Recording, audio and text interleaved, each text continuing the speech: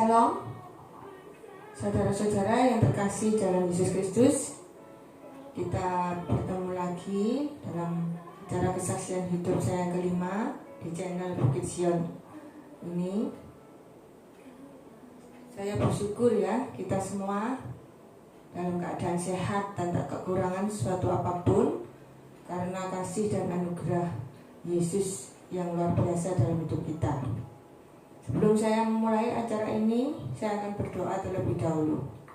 Bapa, dalam nama Yesus, hamba-Mu merendahkan hati di hadapan-Mu, memohon pimpinan Roh Kudus-Mu dalam menyampaikan sebagian firman-Mu dan sebagian kesaksian hidup hamba-Mu ini. Pimpin acara ini dengan Roh Kudus-Mu mulai awal sampai akhir.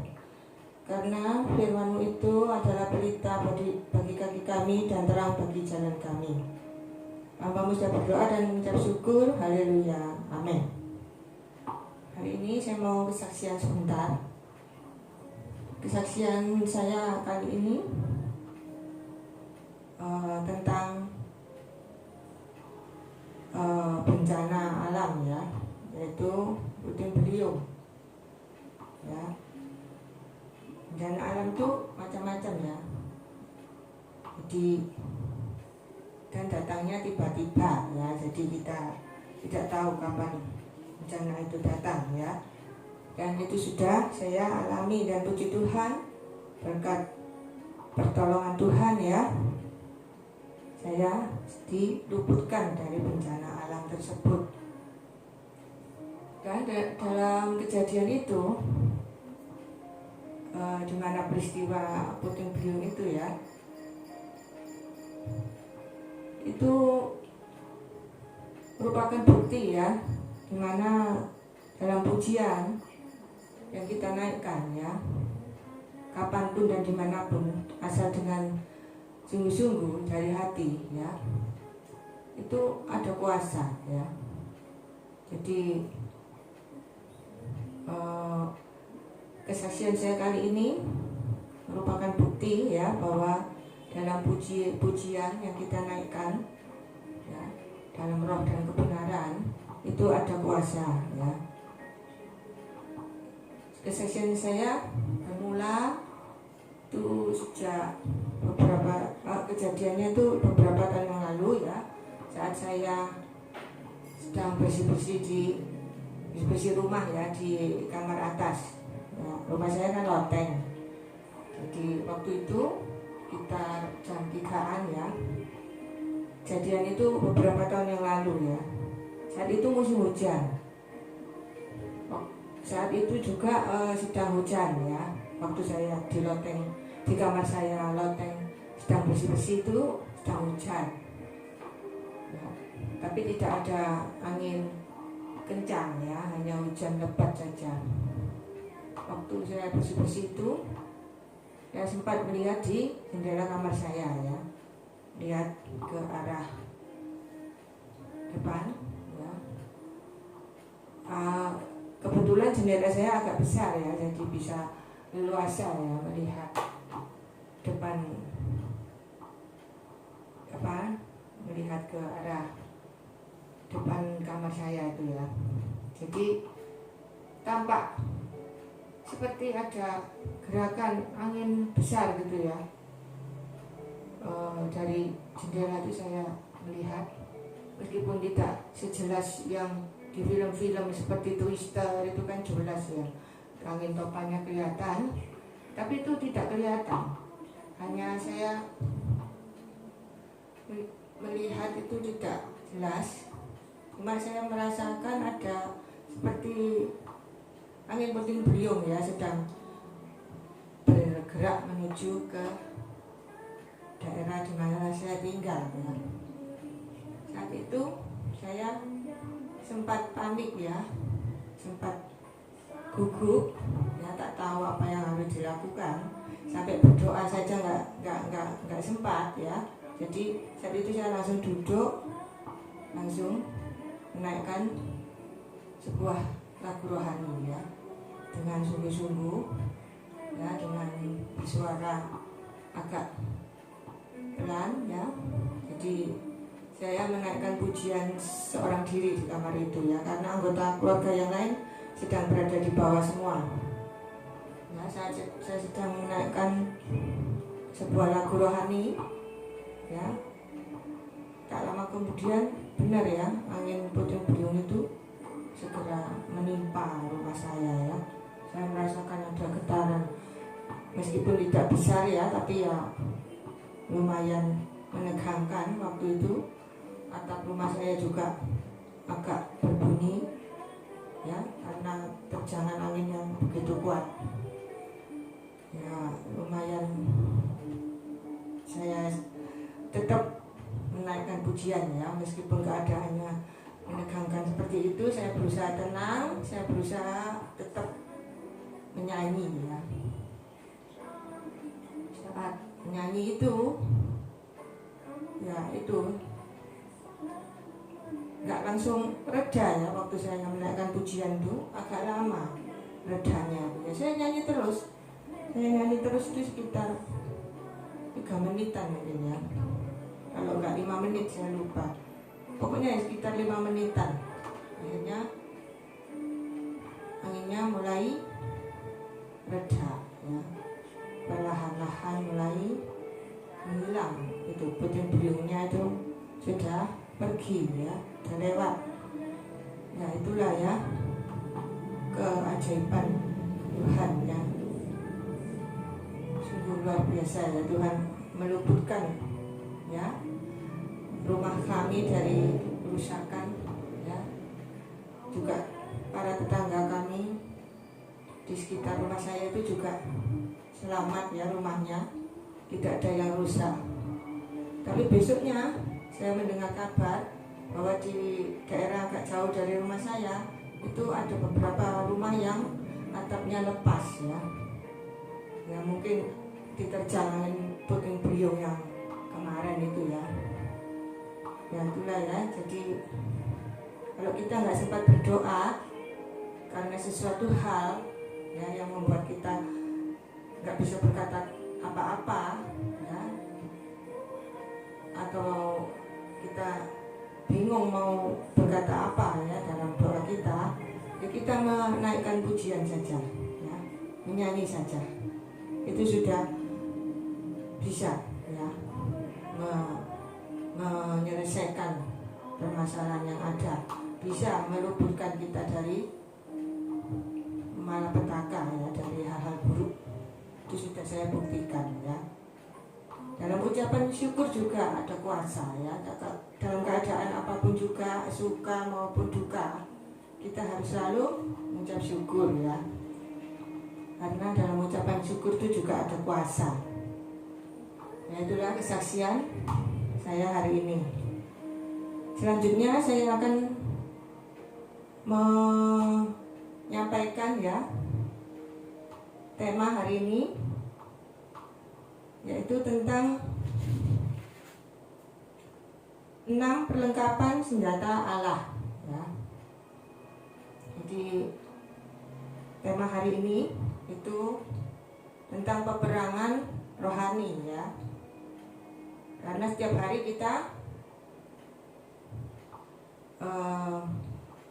tanpa kita sadari ya, kita tuh tiap hari berperang ya lawan setan. Peperangan rohani itu terjadi setiap saat, tapi kita sering tidak merasa ya. Oleh sebab itu saya hari ini tergerak ya untuk mengingatkan kembali akan pentingnya berjaga-jaga ya dan berdoa. Salah satunya yaitu dengan membawa atau kita memperlengkapi ya iman kita, kerohanian kita itu dengan senjata Allah ya. Jadi seperti orang maju berperang itu harus membawa perlengkapan perang dengan lengkap ya. Kalau ada yang tertinggal satu pasti kalah ya. Jadi ini ada 6 perlengkapan senjata Allah. Jadi tidak boleh satupun yang tidak kita gunakan ya dalam peperangan rohani, dalam melawan setan itu ya, itu harus komplit ya, 6-6-nya harus dipakai. Saya jelaskan ya satu persatu dan aplikasinya dalam kehidupan sehari-hari. Yang pertama yaitu ikat pinggang kebenaran. Dalam Efesus 6 ayat 14 saya bacakan ya. Jadi berdirilah tegak, berikat pinggangkan kebenaran, dan berbaju sirahkan keadilan. Amin. Ya. Jadi dalam sebuah peperangan ya, itu seorang prajurit harus memakai ikat pinggang untuk berperang ya. Ikat pinggang ini sangat penting ya, harus dipakai ya. Untuk apa?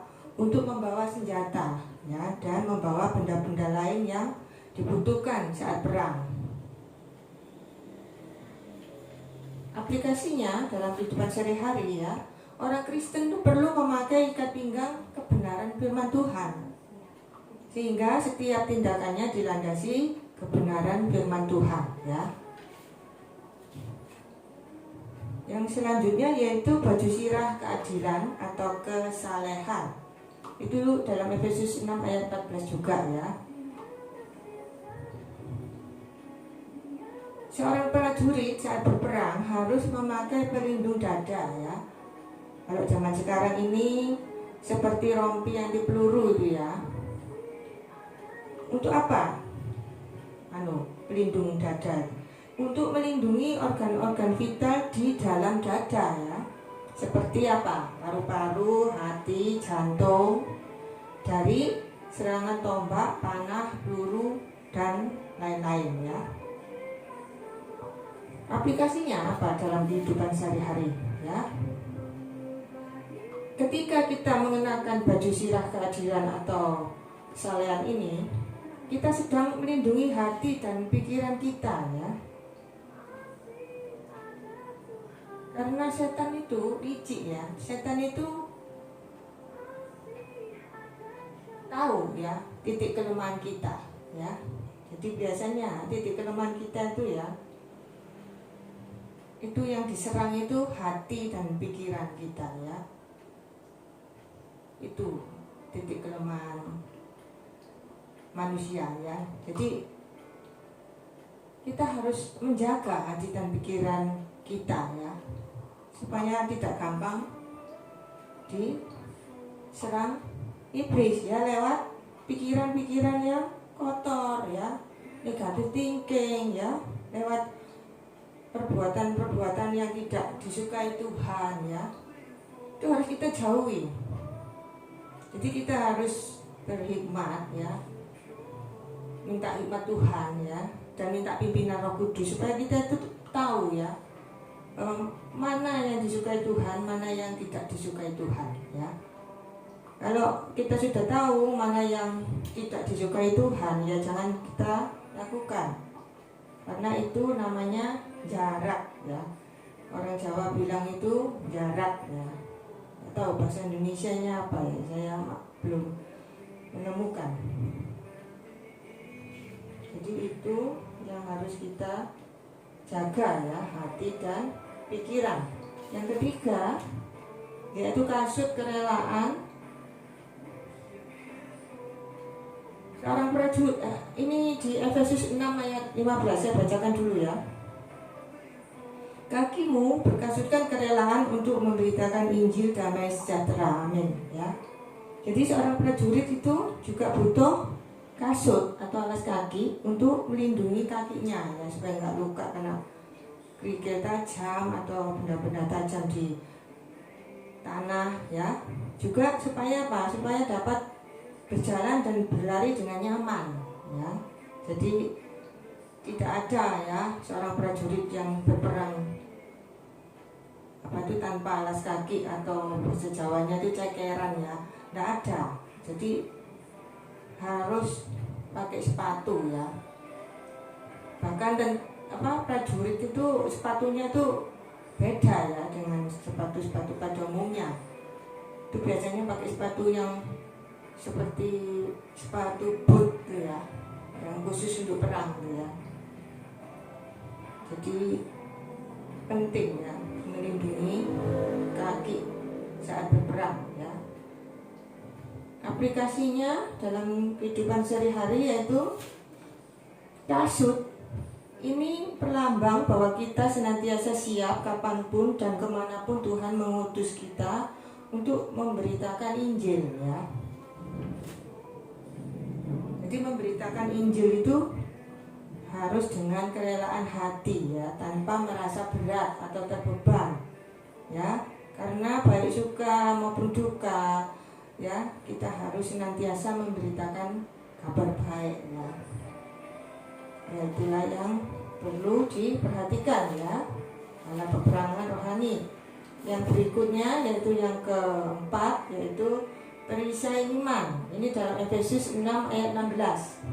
Saya bacakan ya. Dalam segala keadaan, pergunakanlah perisai iman. Sebab dengan perisai itu, kamu akan dapat memadamkan semua panah api dari si jahat. Ya. Jadi, panah api itu kiasan ya. Jadi, perisai iman itu ya, itu sungguh dahsyat ya, sungguh luar biasa ya dalam peperangan rohani itu ya. Karena apa? Karena dapat merontokkan ya semua panah api dari si jahat ya. Jadi dengan perisai itu ya, kita bisa menangkis ya apa itu semua panah api dari si jahat ya. Dalam peperangan ya, seorang prajurit itu butuh perisai ya untuk perlindungan ya, untuk bertahan, untuk pertahanan dan untuk menangkisnya. Jadi perisai iman ini penting sekali ya dalam sebuah peperangan. Terutama ini peperangan rohani ya. Jadi aplikasinya dalam kehidupan sehari-hari, perisai iman ini, jika kita mengenakan perisai iman, berarti kita menggunakan iman sebagai pelindung dan penangkis keraguan dan ketakutan yang sewaktu-waktu datang menghunjam ya. Jadi panah api si jahat itu tadi ya, itu banyak macamnya ya, banyak bentuknya ya. Salah satunya yaitu ketakutan ya, rasa takut, rasa ragu-ragu ya, kurang percaya. Itu biasanya yang dipakai setan ya untuk menjatuhkan kita. Jadi kita harus hati-hati ya, jangan sampai iman kita menjadi lemah ya. Kita harus selalu memperkuat iman kita ya. Bagaimana caranya menumbuhkan iman kita? Kita harus tahu ya. Jadi itulah pentingnya perisai iman ya dalam peperangan rohani. Selanjutnya yaitu ketopong keselamatan ya. Ini dalam Efesus 6 ayat 17. Saya bacakan ya. Dan terimalah ketopong keselamatan dan pedang roh, yaitu firman Tuhan. Ya. Ketopong itu seperti helm gitu ya, tapi dari besi. Ya, zaman dulu itu zaman kerajaan ya, itu kalau berperang itu menggunakan ketopong ya.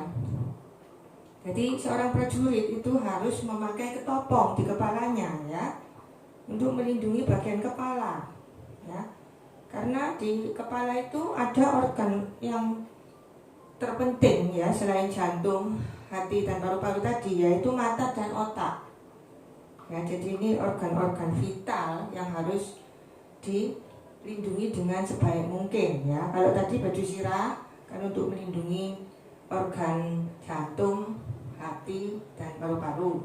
Kalau yang ketopong ini untuk melindungi bagian kepala, mata dan otak ya. Jadi penting sekali memakai ketopong ini ya, supaya tidak mati konyol ya, karena ini organ vital ya.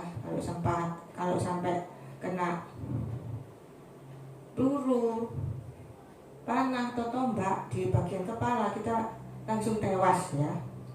Jadi penting sekali memakai ketopong ini ya. Aplikasinya dalam kehidupan sehari-hari yaitu mata. Di kepala tadi kan ada mata dan pikiran ya. Aplikasinya dalam kehidupan sehari-hari ya, kita harus menjaga mata kita dan pikiran kita ya. Karena mata merupakan pelita tubuh. Yang satu ini harus tetap dijaga agar mata kita tetap suci, mata kita tetap bersih ya, mata kita tetap berkenan pada Tuhan. Ya, selain itu, ketopong keselamatan akan menjaga pikiran kita dari pikiran-pikiran negatif. Ya. Jadi setan itu tahu titik kelemahan kita ya, yaitu di menyerang hati, pikiran dan mata ya. Karena ini yang mudah diserang. Ya, jadi itulah yang harus kita perhatikan ya dalam peperangan rohani. Selanjutnya yaitu pedang roh, yaitu dalam Efesus 6 ayat 17 yang saya bacakan tadi ya, saya ulang ya. Dan terimalah ketopong keselamatan dan pedang roh, yaitu firman Allah. Ya, seorang prajurit itu butuh selain 5 senjata tadi ya, ini senjata yang keenam, yaitu pedang ya. Jadi pedang itu fungsinya untuk apa? Untuk menyerang ya, bukan untuk menangkis, bukan untuk perlindungan ya. Ya untuk perlindungan sih, tapi lebih ke untuk menyerang musuh. Ya, yang kelima senjata tadi kan untuk pertahanan ya. Bukan untuk menyerang atau bukan untuk melawan, tapi untuk melindungi diri. Melindungi diri saja. Ya, tidak bisa untuk menyerang, tidak bisa untuk melawan. Tapi kalau pedang ini bisa untuk menyerang, bisa untuk melawan. Ya. Jadi sifatnya berbeda ya dari yang kelima senjata tadi ya. Aplikasinya apa dalam kehidupan sehari-hari? Ya. Apa ini tadi? Pedang roh. Yang terakhir ya. Pedang roh ini mewakili firman Tuhan yang mulut kita perkatakan. Ya. Pada kenyataannya ya, firman Tuhan memang berkuasa mengalahkan musuh. Ya. Hal ini terbukti saat Yesus dicobai di padang gurun. Ya. Yesus selalu menggunakan firman Tuhan untuk menyerang balik godaan iblis hingga akhirnya iblis benar-benar dikalahkan. Ya, jadi sudah diberi contoh oleh Tuhan ya untuk mengalahkan iblis sebagai musuh kita dalam peperangan rohani ya. Itu salah satunya ya dengan pedang roh ini ya. Ya, dengan firman Tuhan. Ya, aplikasinya apa dalam kehidupan sehari-hari? Dalam kehidupan sehari-hari yaitu harus memperkatakan iman ya. Jangan cepat menyerah kalau kita sakit ya. Kalau kita menghadapi masalah berat, jangan cepat patah semangat ya. Kita harus ingat ya firman Tuhan. Kita harus melawan iblis dengan memperkatakan iman, yaitu kita harus memperkatakan firman Tuhan ya. Contoh ya, saat kita sakit ya, itu kadang setan itu seperti mengacau pikiran kita ya saat kita sakit ya, apalagi kalau sudah parah ya, nggak ada obatnya, nggak ada harapan, stadium akhir, itu biasanya tuh setan mudah sekali ya mengacau pikiran kita untuk kehilangan semangat hidup ya. Itu harus kita lawan ya. Jadi untuk yang sedang sakit ya, baik yang parah atau yang tidak parah, itu kita harus ingat firman Tuhan ya. Di Mazmur 9 ayat 16 ya. Ini salah satu contoh ya, ayat kesembuhan buat yang sakit maksudnya ya. Banyak ayat-ayat kesembuhan yang lain, tapi saya ambil 2 contoh ayat saja ya. Yaitu dalam Mazmur 9 ayat 16, saya bacakan ya. Dengan panjang umur akan kukenyangkan dia, dan akan kuperlihatkan kepadanya keselamatan daripadaku. Amin ya. Jadi kalau kita sakit, kita pegang ayat ini ya. Kita perkatakan pada setan, tidak setan, aku akan sembuh. Ya, ada tertulis, dengan panjang umur akan kukenyangkan dia, ya, dan akan kuperlihatkan kepadanya keselamatan daripadaku.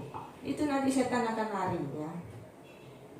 Yaitu kita harus melawan setan dengan memperkatakan firman Tuhan. Ayat yang lain ya, ayat kesembuhan yang lain ya. Contohnya di Yeremia 33 ayat 6 ya. Saya bacakan ya. Sesungguhnya aku akan mendatangkan kepada mereka kesehatan dan kesembuhan, dan aku akan menyembuhkan mereka, dan akan menyingkapkan kepada mereka kesejahteraan dan keamanan yang berlimpah-limpah. Amin ya. Jadi Tuhan sudah berjanji ya di Alkitab ya. Banyak ayatnya ya tentang kesembuhan ya. Kita pasti disembuhkan oleh Tuhan ya, asal kita percaya, kita beriman ya. Jadi janji Tuhan itu ya dan amin ya. Jadi kalau kita sakit, jangan kehilangan nafsu makan ya. Jangan kita nggak mau minum obat, karena itu tidak berhikmat ya. Kalau sakit kita harus minum obat, tetap makan yang banyak, minum yang banyak supaya cepat sembuh ya.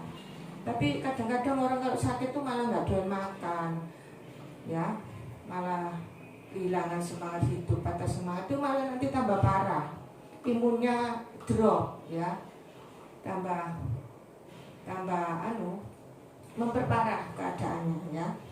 Jadi itu tidak berhikmat ya. Jadi itulah pentingnya memperkatakan iman ya. Kalau kita tidak memperkatakan iman ya itu tadi ya, kita jadi patah semangat ya, kehilangan semangat hidup. Itu untuk yang sakit ya. Kalau untuk yang sedang menghadapi masalah berat ya, yang sedang takut, sedang cemas akan masa depan atau akan hal-hal yang lain ya, itu ada lagi ayatnya, yaitu untuk yang membutuhkan ketenangan ya, itu di Ulangan 31 ayat 6. Saya bacakan ya. Kuatkan dan teguhkanlah hatimu, jangan takut dan jangan gemetar karena mereka, sebab Tuhan Allahmu, Dialah yang berjalan menyertai engkau. Ia tidak akan membiarkan engkau dan tidak akan meninggalkan engkau. Amin ya. Jadi kita nggak perlu takut, nggak perlu cemas akan apapun juga ya, karena ada tertulis ya, Tuhan sudah berjanji ya, tidak akan membiarkan kita ya, tidak akan meninggalkan kita sedetik pun. Ada ayatnya ya, yang sedetik pun itu ya, saya lupa ayatnya di mana. Selanjutnya ayat ketenangan ya, yang saya ambil sebagai contoh ya. Banyak ayat-ayat ketenangan ya di Alkitab, tapi saya ambil cuma 5 ayat saja ya. Amsal 14 ayat 26, saya bacakan ya. Dalam takut akan Tuhan ada ketentraman yang besar ya, bahkan ada perlindungan bagi anak-anaknya. Amin ya. Apa yang kita takutkan kalau Allah di pihak kita, Tuhan di pihak kita ya, ada perlindungan ya. Jadi jangan goyah, iman kita jangan goyah ya. Tuhan selalu melindungi kita, ya, menolong kita, meluputkan kita dari segala hal yang buruk, segala sakit penyakit. Kalaupun sudah sakit pasti dipulihkan, ya, disembuhkan, itu janji Tuhan. Tetap berdoa, ya, tetap percaya ada kesembuhan, ada solusi terbaik jika menghadapi masalah seberat apapun, ya. Tidak ada yang mustahil bagi Tuhan, ya. Meskipun bagi kita itu mustahil banget, sudah rasanya tidak ada harapan gitu, ya, game over sudah, rasanya tidak ada lagi yang bisa menolong. Tuhan sanggup. Bagi Tuhan itu mudah, semudah membalik telapak tangan, ya, bagi Tuhan, karena Tuhan itu Maha Kuasa. Nah, apa yang nggak bisa dilakukan Tuhan, ya. Selanjutnya yaitu di Yeremia 26 ayat 3. Saya bacakan, ya. Yang hatinya teguh kau jagai dengan damai sejahtera, sebab kepadamu lah ia percaya. Amin, ya. Sungguh Tuhan itu peduli, ya, dan mengerti keadaan kita, ya. Jadi kita harus tetap teguh, ya, tetap setia, jangan kehilangan iman, ya. Hidup takut akan Tuhan senantiasa, minta pimpinan Roh Kudus senantiasa, ya. Pasti Tuhan akan memberi kita solusi terbaik, bahkan diberi damai sejahtera, ya, dan berkat-berkat yang lain, ya. Sungguh luar biasa, ya. Selanjutnya yaitu Yesaya 30 ayat 15 sampai 18, ya. Yesaya 30 ayat 15 saja, ya, nggak sampai 18. Saya bacakan, ya.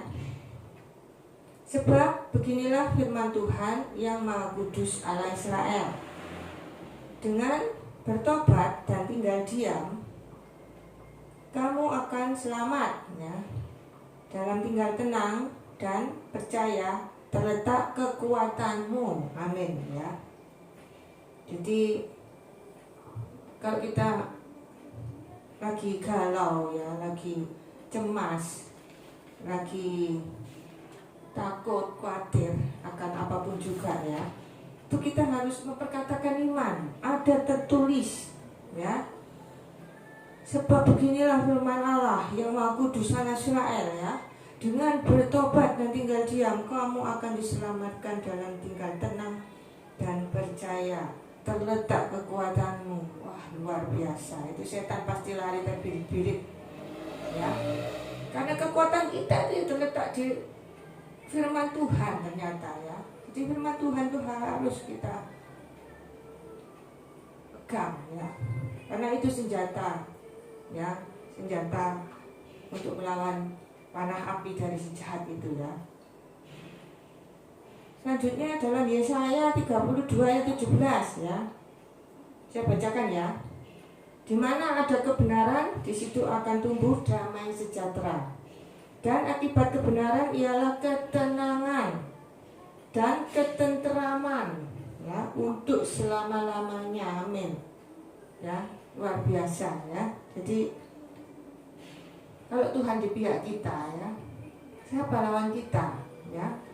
Tidak ada. Setan pun tidak bisa, ya, menyerang kita.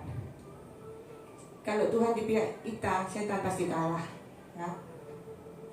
Kalau kita melawan setan sendiri tanpa Tuhan, ya kalah, ya. Jadi kita melawan setan harus dengan Yesus, ya. Harus dengan ini 6 perlengkapan senjata Allah ini, ya. Maksudnya Tuhan beserta kita itu, ya, dengan perlengkapan senjata Allah ini, ya. Karena ini harus kita bawa, ya, setiap saat, ya. Karena setiap saat itu kita mengalami peperangan rohani, jadi harus membawa semua perlengkapan senjata Allah, ya. Itu berarti nanti Tuhan menyertai kita ya. Jadi itu artinya peperangan rohani itu harus mengikut sertakan Tuhan ya. Kalau kita melawan setan sendirian sudah pasti kalah ya. Dan itu contoh ayat ketenangan ya, ayat ketenangan. Masih banyak ya ayat-ayat yang lain ya untuk setiap permasalahan kita ya, tidak hanya untuk sakit penyakit, untuk rasa takut, khawatir ya, untuk permasalahan yang lain-lain itu juga ada ayatnya ya. Semua ada, komplit ya, kitab itu semua ada solusinya ya, ada ayatnya ya. Itulah yang Tuhan ingin sampaikan hari ini. Jadi sangat penting ya menggunakan 6 perlengkapan senjata Allah ini ya. Anak-anak kita juga harus kita ingatkan ya untuk membawa 6 perlengkapan senjata Allah ini ya, karena anak-anak kita juga mengalami loh ya peperangan rohani, hanya kita ya, semua anggota keluarga kita itu harus kita ingatkan ya akan 6 perlengkapan senjata Allah ini supaya anggota keluarga kita menang ya dalam peperangan rohani ya. Tidak hanya anggota keluarga kita ya, teman kita, famili kita ya, itu harus kita beritahu ya akan hal ini ya. Jadi supaya menang dalam peperangan rohani harus menggunakan 6 perlengkapan senjata Allah ini ya. Saya mau menambahi sedikit ya. Kita semua sudah tahu ya, bukan rahasia lagi ya, kalau banyak berita-berita di medsos, di TV ya, itu banyak kejahatan itu macamnya tuh makin banyak ya, makin meningkat ya kasus kejahatan itu di mana-mana.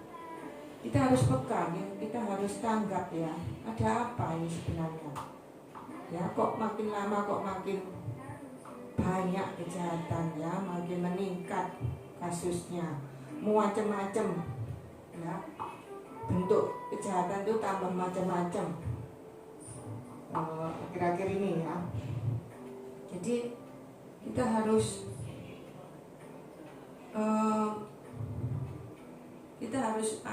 mengawasi ya anak-anak kita kalau menggunakan HP ya, karena kita tahu ya bukan hanya HP saja, cuma saya mau mengingatkan tentang HP dulu ya, bahwa bukan menyalahkan HP-nya ya.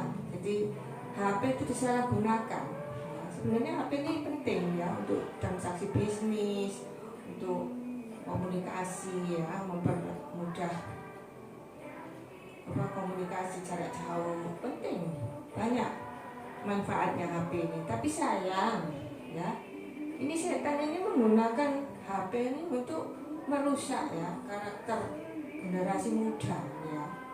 Jadi ini peran orang tua ini besar, harus mau tidak mau orang tua harus mau ya mengawasi anak-anaknya dalam memakai HP ini ya.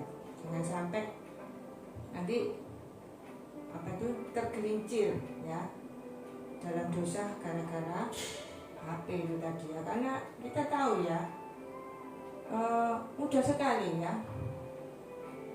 gambar-gambar porno itu muncul dengan sendirinya di HP itu ya. Belum nanti kalau kita cari obat di Google ya. Saya pernah ya, ini pengalaman. Saya pernah cari obat untuk anyang-anyangan. Anyang-anyangan itu infeksi saluran kencing ya. Saya pernah mengalami infeksi saluran kencing karena kurang minum ya. Saya browsing-browsing di Google obat infeksi saluran kencing. Keluar obat infeksi saluran kencing itu namanya apa gitu loh. Tapi ya kalau diterus-teruskan ke bawah itu nanti muncul obat kuat ya, obat untuk memperbesar ini itu ya, yang menjurus ke pornografi ya. Akhirnya dari obat kuat tadi ada gambar iklan obat tersebut dengan gambar yang menjurus ke porno ya. Bahkan kadang itu ada gambar yang bergerak itu loh, animasi ya. Itu sedetik 2 detik ya. Kalau sedetik nggak mungkin ya, 3 detik mungkin ya. Itu pernah saya lihat ya, seperti gambar bergerak tapi gambar porno. Ya itu, ya obat untuk infeksi saluran kencing aja sudah seperti itu, belum obat-obatan yang lain ya.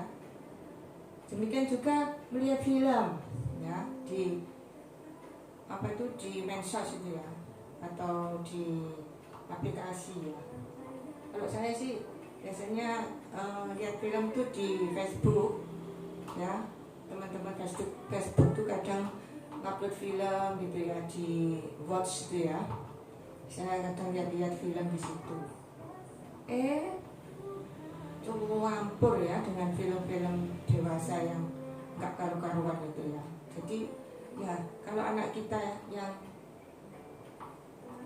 melihat itu terus gak iseng-iseng ditonton tuh bagaimana ya, bisa rusak karakternya. Kalau kita yang sudah mengerti ya, tentu kita bisa memilah-milah ya tontonan yang baik, mana yang nggak baik, mana kita nggak tonton ya. Kalau anak-anak itu biasanya penasaran, malah ingin ditonton yang gitu-gitu itu ya. Jadi ya itulah, sangat mudah setan itu merusak karakter anak kita melalui HP atau gadget gitu ya. Jadi harus hati-hati para orang tua, itu pesan saya ya. Itulah yang ingin saya sampaikan hari ini ya. Saya bersyukur ya bisa menyampaikan firman Tuhan dan kesaksian hidup saya hari ini ya, dalam keadaan sehat dan semua diberkati ya, kita semua dalam keadaan sehat dan selalu ya, selalu menerima berkat-berkat Tuhan hari ini, esok dan seterusnya ya. Berkat Tuhan dalam keluarga kita ya, dalam keuangan kita, dalam kesehatan kita ya. Kita semua pasti diberkati ya, hari ini, esok dan selama-lamanya. Amin ya. Saya akan tutup acara ini dengan doa. Bapa, dalam nama Yesus, hamba-Mu bersyukur diberi kesempatan untuk menyampaikan sebagian firman-Mu dan sebagian kesaksian hidup hamba-Mu ini. Biarlah firman-Mu bisa kami mengerti dan bisa kami praktekkan dalam kehidupan kami sehari-hari dengan pimpinan Roh Kudus-Mu. Ajar kami untuk selalu hidup takut akan Engkau senantiasa. Ingatkan kami untuk selalu senantiasa membawa 6 perlengkapan senjata Allah ini ya Bapak. Terima kasih Bapak. Hamba-Mu sudah berdoa dan mengucap syukur. Haleluya. Amin. Ya, sampai ketemu di acara selanjutnya ya. Penyertaan Tuhan sempurna ya. Tuhan memberkati.